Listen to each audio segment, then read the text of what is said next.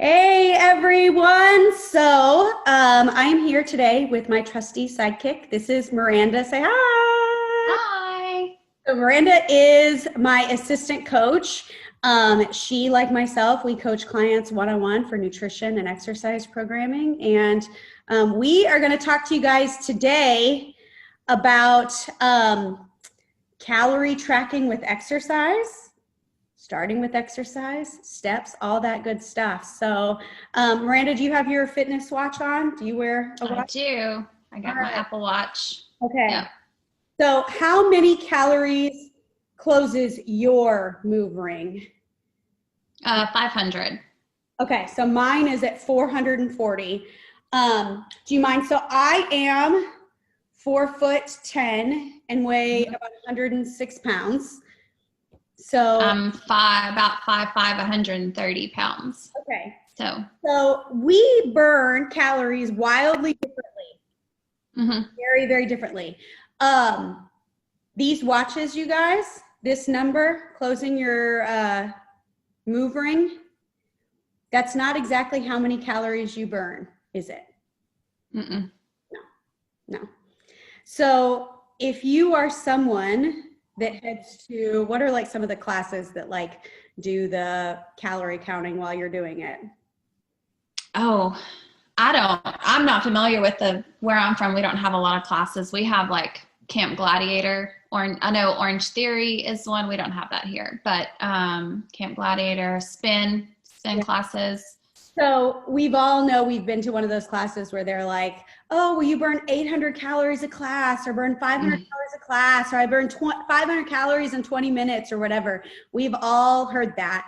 And I am here today. If you hear my cat in the background, for some reason, he's just like meowing uncontrollably this morning. Those calories, it is completely, it's not correct. Yeah. So unless you are walking around with like the face mask on, checking your like oxygen levels hooked to like a machine, that is the only true way to get your true metabolic rate. Because your like body fat levels, somebody that's 130 pounds can look wildly different as somebody else that's 130 pounds, right? Yep. So your ability to burn calories is going to be highly individual, and that amount cannot be measured by a watch. But how often do we see our clients like live and die by that like number? Yeah. I've gotten caught up in that. And then you get these things, these weren't around until what, maybe 3-4 years ago, like the popularity of them. And now it's like if you leave your watch at home, you're like, oh, well, does my workout even count? Well, did I even get any steps in today? And I've been there. It's funny. No, and I'm guilty of that too. Like I want it to record my workout, but I'm also highly aware that the actual number that it's giving me for a calorie burn is not accurate. So the best way to describe it is if you've got somebody that is, 130 pounds and 18% body fat, but then if you've got somebody that's 130 pounds that is 40% body fat, maybe there's a big height difference, age difference, whichever, those people are going to burn calories wildly differently because the metabolic rate is going to be different. So what does that mean? One has more muscle than the other. And the more muscle you have on your body, the more calories you burn at rest. Muscle does not weigh more than fat. It's more dense than fat. We always hear that muscle weighs more than fat. No, it doesn't. It's more dense. It takes up less space. So if you're living and dying by closing that mood ring, move ring, Welcome to the 90s. You're actually not burning that many calories, which is why trying to out exercise your dietary decisions is entirely futile. Mm-hmm. I'll give an example. I used to think that if I did not burn 400 to 500 calories in a workout, my workout was not effective enough. But now there's days I may burn 200 calories in my workout, but my steps and my overall movement throughout the day is much higher. Therefore, I am much more effective in that day than that whenever I would, burn 400 to 500 calories in that one workout, according to my watch. Yeah, absolutely. And I think what people do a lot of times is they overestimate how many calories they're burning during their workout, and they underestimate how many calories they're eating. I made a post on Instagram about your coffee creamer has calories. Yeah. Right? We see this with our clients with nutrition. We look directly at their food, and that's one of the first realizations is like, oh, I'm using like a quarter cup of coffee creamer. Yeah. The serving size is a tablespoon. So it's real easy to have 300 or 400 calories of coffee creamer. When you're just pouring mindlessly. Yeah. You've just negated that entire workout. Yeah. And what I don't think people understand is, one, your body burns calories just by existing. Mm-hmm. So if you're laying in bed, not even like your daughter is sick right now. She's probably laying in bed, like nothing but the trigger finger on the Netflix, her body, phone, TikTok. Yeah. her body is still burning calories. Her body burns a specific number of calories every day, whether she's moving or not. We don't think about that we burn calories to power our heart and our lungs and our brain, etc. Those processes all take calories. Yeah. But we also burn calories just in daily life. And we actually burn more calories in daily life than we ever do during a workout. Yep. You have like your total daily energy expenditure, your TDEE, and our workout makes up 5%, roughly 5% of our total daily burn.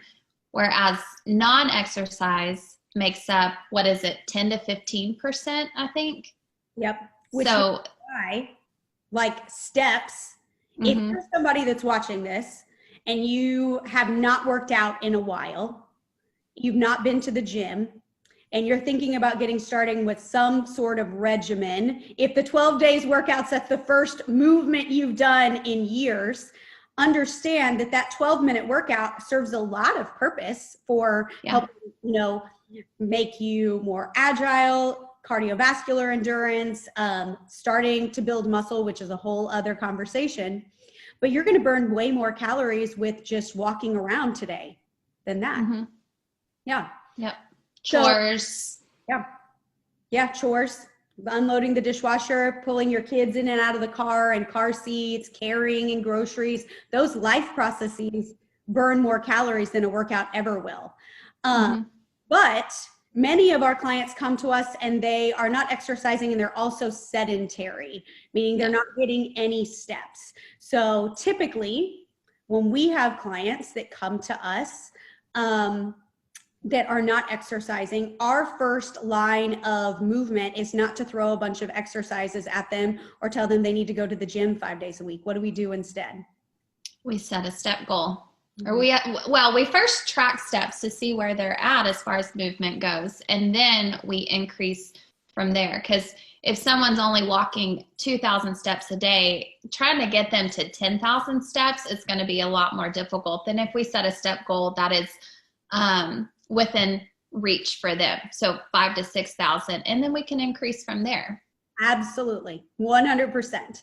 So you guys, as you start heading into the new year, understand this: you really cannot out exercise a bad diet.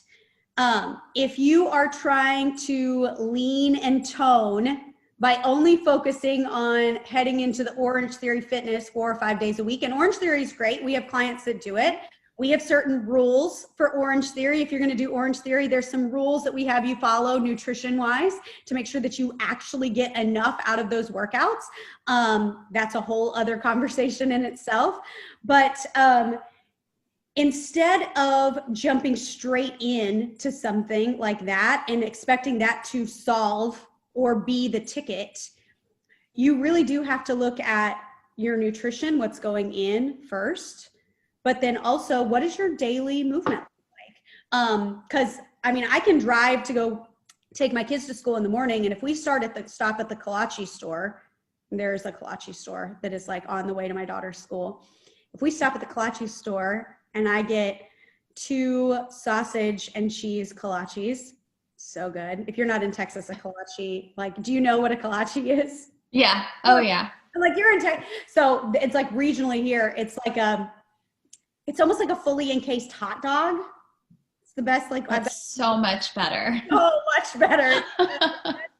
But you know, I can down 2 sausage and cheese kolaches and 2 chocolate donuts, and I would have over doubled any calorie burn that I would have gotten. So we can really, really undo any exercise with the wrong nutrition choices and not even realizing it. You could undo your workouts with your coffee creamer choices. Mm-hmm.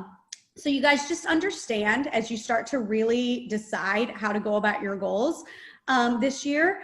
1, you cannot out exercise a bad diet. And if you are not currently exercising, you don't necessarily need to jump straight into gym programming or 5 days a week of classes or Peloton multiple times a week. You might just need to go for a couple of walks. Mm-hmm. Yep. So that's what we've got time for today, you guys. Thank you so much for joining us. We will talk to you soon. Bye. Bye.